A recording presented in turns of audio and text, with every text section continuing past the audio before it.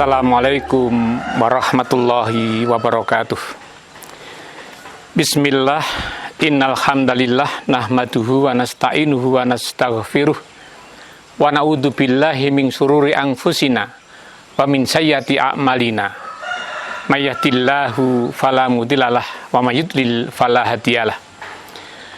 Asyhadu an la ilaha illallah wahdahu la syarikalah wa asyhadu anna Muhammadan abduhu wa rasuluh.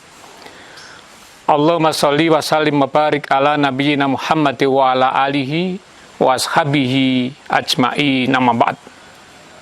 Fa ya ibadallah usikum wa nafsi bitaqwallah faqad fazal muttaqun. Saudaraku seiman, pemirsa kajianmu rahimakumullah.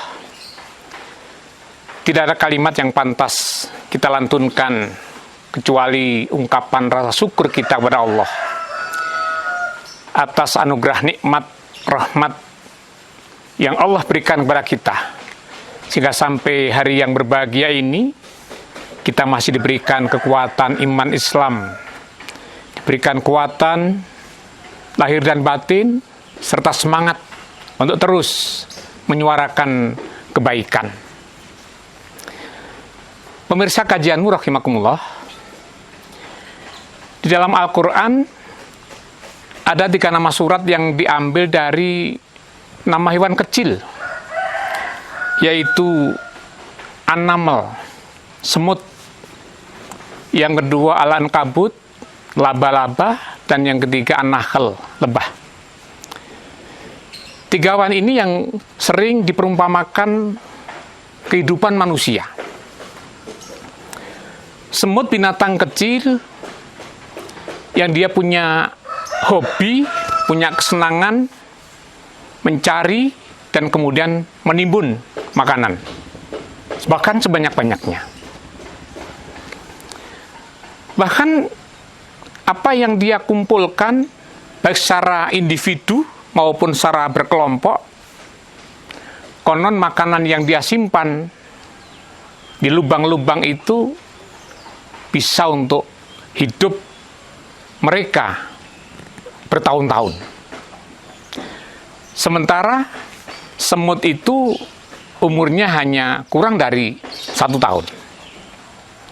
Karena kelobakannya itulah, kadang semut berusaha untuk membawa makanan, membawa sesuatu, barang yang lebih besar dari badannya.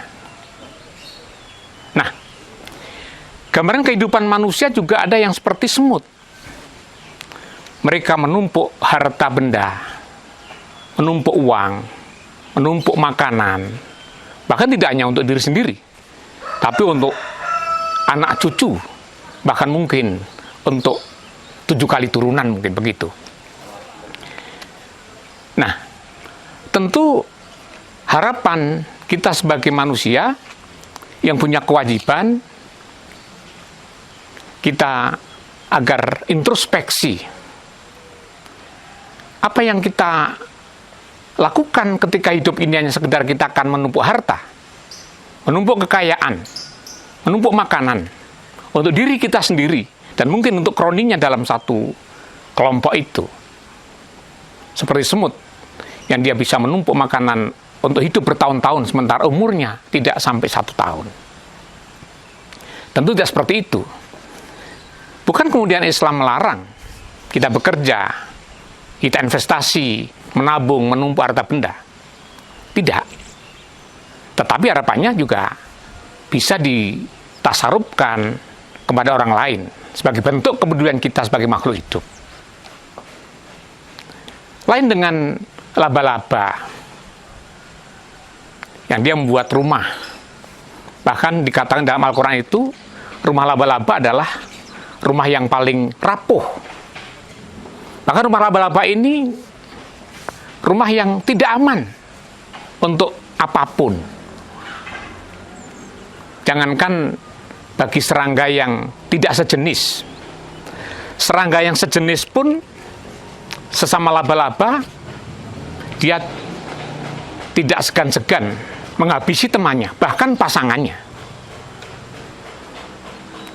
Laba-laba jantan yang berhubungan dengan betinanya. Bahkan setelah selesai, tidak segan-segan betina itu memusnahkan si jantan tadi. Dan ketika betina ini bertelur, kemudian menetas, kita lihat kerumunan yang banyak sekali, berdesak-desakan, dan seakan mereka saling memusnahkan satu sama lain untuk tetap bisa hidup, eksis dalam komunitas itu. Ini juga bisa digambarkan dalam kehidupan manusia yang juga saling sikut menyikut, saling memusnahkan, bahkan orang tua dengan anak tidak harmonis, suami dengan istri juga tidak harmonis, saling menyalahkan, dan kemudian saling menyikut, saling memfitnah, bahkan antara pemimpin dan umatnya, manajer dengan anak buahnya, dan seterusnya. Ini gambaran-gambaran kehidupan manusia. Bahkan di dalam Al-Quran surat Al-Ankabut ayat 41, Allah berfirman, A'udzubillahi minasyaitonirrajim, Masalul ladzina takhadhu min dunillahi auliya'a kamasalil ankabuti takhadat baita wa inna auhanal buyuti labaitul ankabut laukanu ya'lamun. Perumpamaan orang-orang yang mengambil pelindung-pelindung selain Allah adalah seperti laba-laba yang membuat rumah. Dan sesungguhnya rumah yang paling lemah adalah rumah laba-laba, kalau mereka mengetahui. Quran surat Al-Ankabut ayat 41. Ayat di atas jelas menggambarkan, sebagaimana tadi saya sampaikan di depan, rumah laba-laba yang rapuh, bahkan tidak aman bagi siapapun yang di situ. Sama dengan kehidupan dalam rumah tangga misalnya. Bapak atau seorang suami tidak akur dengan istrinya.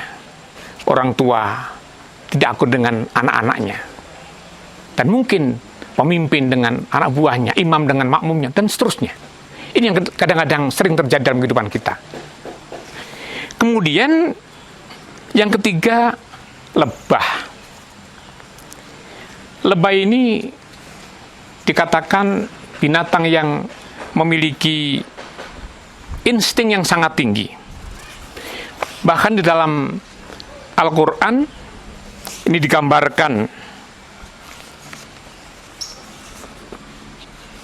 laba-laba ini membuat sarang dengan bentuk segi 6, bukan segi 4 atau segi 5. Dan setelah diteliti ternyata ini untuk efektivitas tempat.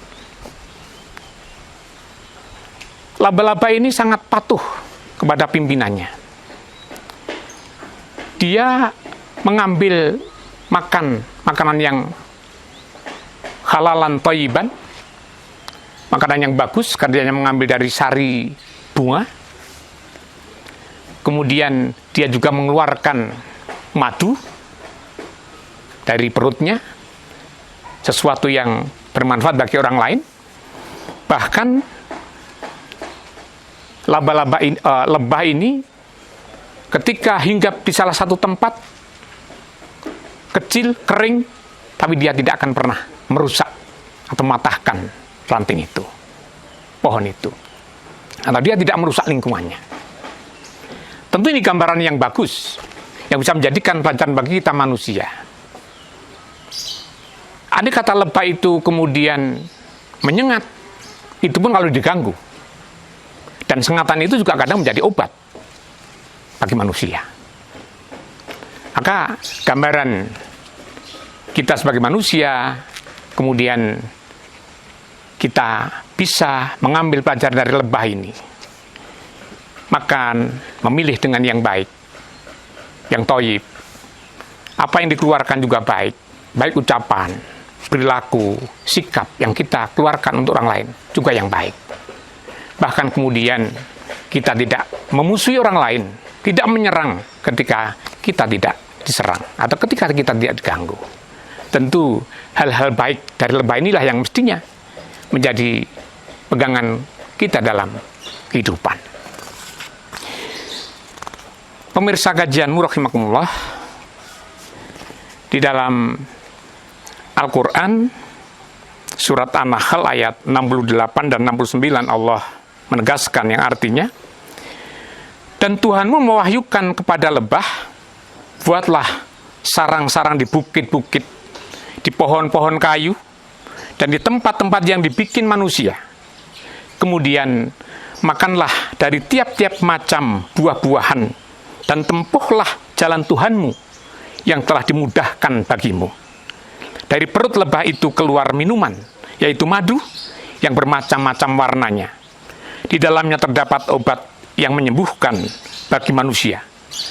Sesungguhnya pada yang demikian itu benar-benar terdapat tanda kebesaran Tuhan bagi orang-orang yang memikirkannya. Sahabat kajianmu rahimakumullah, satu yang perlu kita ingat, kehidupan manusia di dunia ini bahkan tidak hanya seperti semut yang suka menumpuk harta benda makanan, atau seperti laba-laba yang tidak aman bagi orang lain, tapi ada yang lebih dari itu. Bagi mereka yang lalai, mereka yang tidak taat, mereka yang tidak mau beriman, maka di dalam Al-Quran dikatakan, ulaika kal an'ami balhum adol, ulaika humul ghafilun. Mereka itu seperti binatang ternak, bahkan mereka lebih sesat lagi. Mereka itulah orang-orang yang lalai. Quran surat Al-A'raf ayat 179. Pemirsa kajian rahimakumullah, marilah kita bisa mengambil pelajaran dari 3 binatang kecil yang Allah diabadikan namanya dalam surat Al-Quran. An-Naml, semut, Al-Ankabut, laba-laba, dan An-Nahl, lebah. Tentu kita bisa memilih bagaimana kita bisa menjadi seperti lebah dalam kehidupan ini. Hanya mengambil yang baik, kita keluarkan juga yang baik, kita taat kepada pimpinan kita, kemudian kita juga tidak menggunakan yang kita miliki semau kita, tapi hanya kita menggunakan sesuatu yang kita butuhkan. Sebagaimana lebah yang hanya membuat sarang hanya cukup untuk badannya saja. Mungkin ini yang bisa kami sampaikan pada kesempatan ini. Tentu banyak kekurangan, mohon maaf. Saya akhiri. Bila taufiq wal hidayah. Wassalamualaikum warahmatullahi wabarakatuh.